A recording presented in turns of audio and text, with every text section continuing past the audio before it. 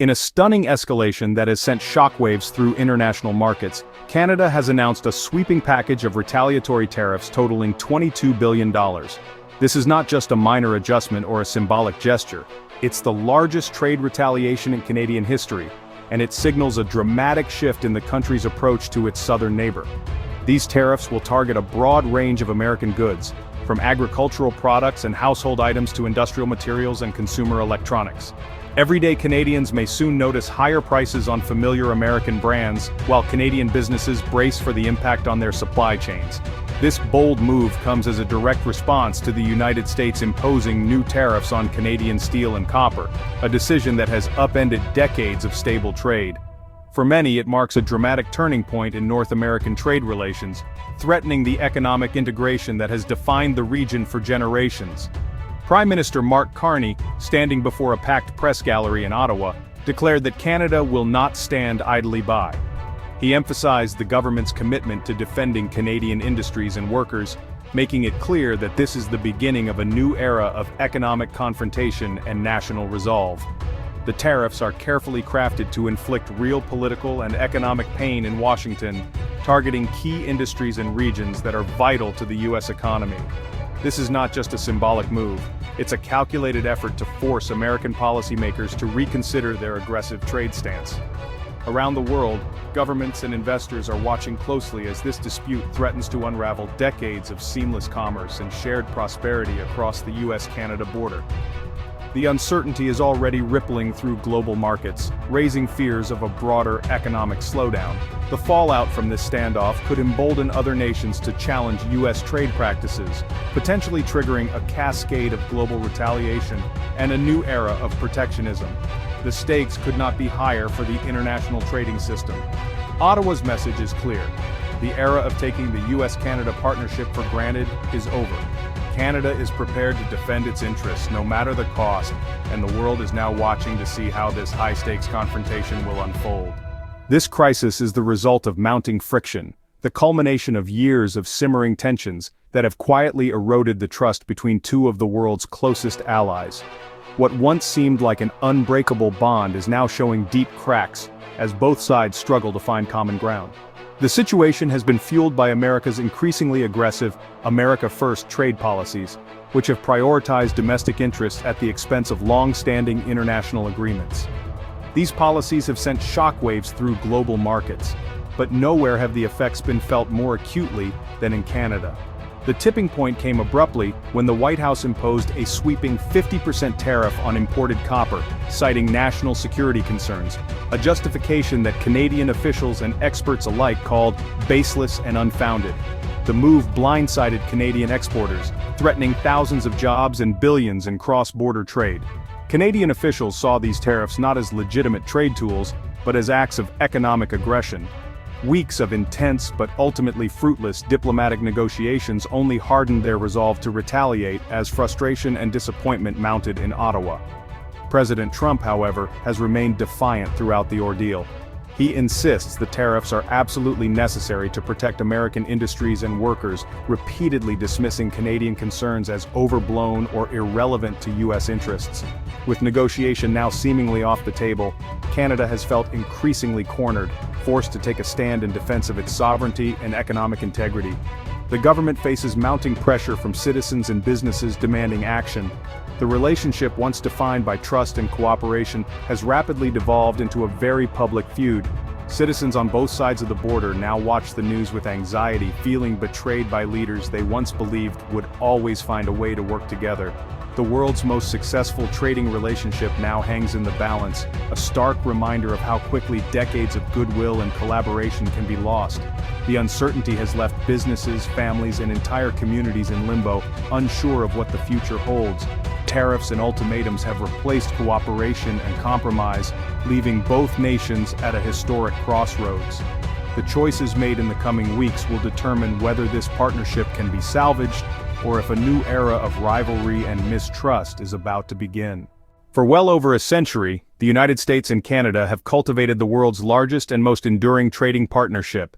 This relationship is not just about numbers or statistics, it's about two neighboring nations whose economies have grown side by side, deeply intertwined by geography, history, and shared values.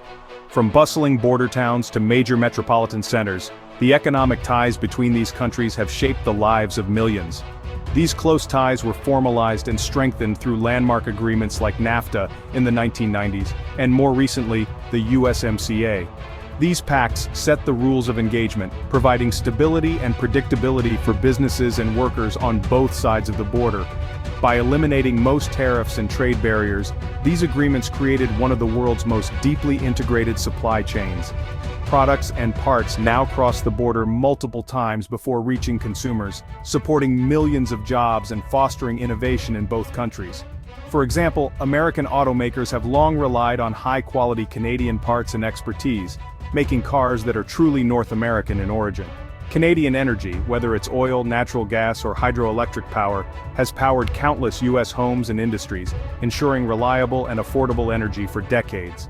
Meanwhile, agricultural goods like wheat, beef, and fresh produce have flowed freely across the border, helping to keep grocery shelves stocked and prices stable for families in both nations. Of course, there have always been disputes over products like lumber or dairy, but these were typically managed quietly through negotiation and compromise, never threatening the foundation of the alliance. Today, however, the crisis is different. It's broader, more disruptive, and driven by a fundamental shift in U.S. policy that challenges the very principles that have guided this partnership for generations. For the first time, national security is being used as a justification for imposing tariffs on a close ally. This move is unprecedented, bypassing the established dispute resolution mechanisms that have kept trade fair and predictable. This new wave of hostility threatens to permanently damage the intricate economic web that has been carefully built over decades, putting jobs, businesses, and entire communities at risk on both sides of the border. Now, the very premise of free trade between the United States and Canada, the foundation of their economic alliance, is under serious threat, leaving the future of this vital partnership uncertain. Canada's $22 billion tariff list is a calculated strike, targeting American goods to maximize political pain while minimizing harm at home. Iconic products like Kentucky bourbon, Florida oranges, and Wisconsin cheese are singled out, hitting key U.S. political regions.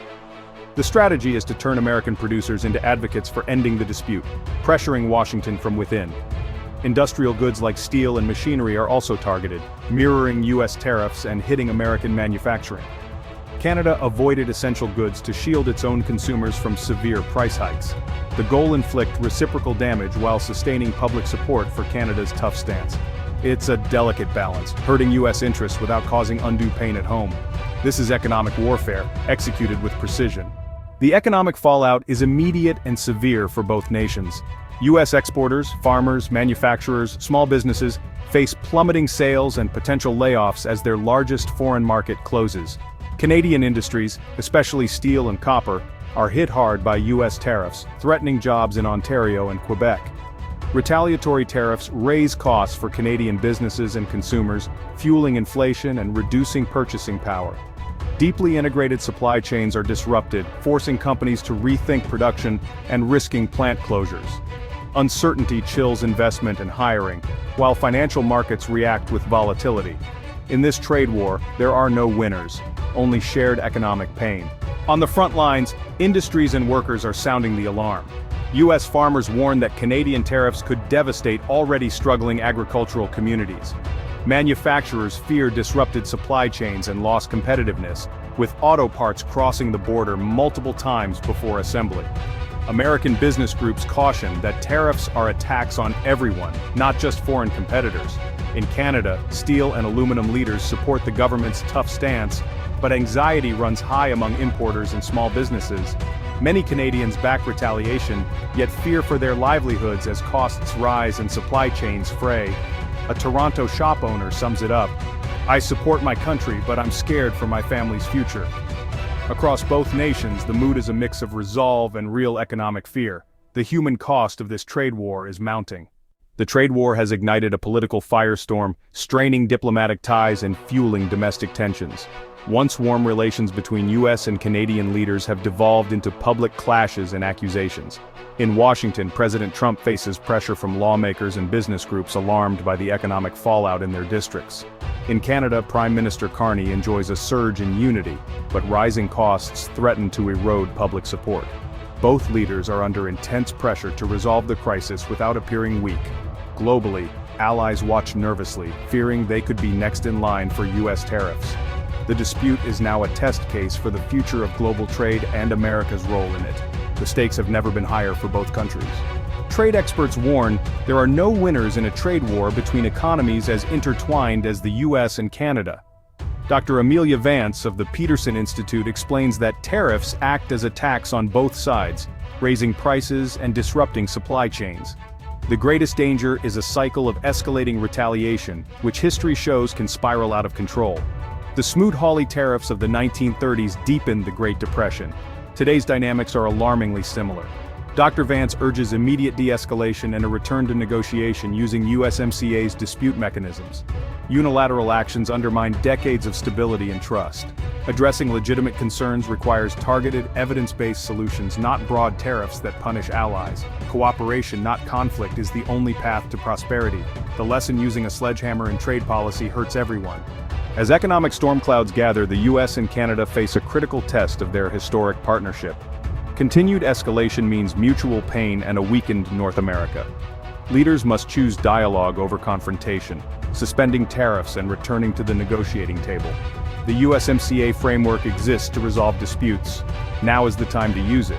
Citizens should stay informed and urge their leaders to seek compromise, not conflict. The US-Canada relationship is too valuable to sacrifice in a needless trade war. By choosing cooperation, both nations can reaffirm an alliance that has served them well for generations.